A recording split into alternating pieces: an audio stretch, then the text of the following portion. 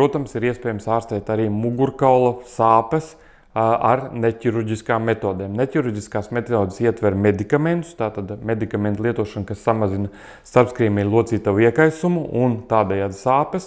Pacientam var tikt pielietota tā saucamā invazīvā analgēzija, jeb blokādes. Tātad blokādes ir, kad ar rentgena, ieteicams ar rentgena palīdzību pacientam mugurkaula sāpju epicentrā, sāpju izraisošajās vietās, jeb visbiežāk tas ir fasešu locītavs, jeb starpskrīmeļa locītavs, tiek ievadīts pretsāpju pretiekaisuma medikaments, tādā veidā noņemot šīs sāpes. Trešā lieta, ko šāds pacients var lietot, ir mugurkaula jostas ortoze. Ortoze pēc būtības ir pretsāpju pasākums, tāda speciāla kvalitatīva mugurkaula ortoze, uzliekot viņu virsū, stabilizē mugurkaulu, ierobežo mugurkaula kustīgumu, tādā veidā ierobežojot arī sāpes un nepieciešamību pēc pretsāpju preparātiem.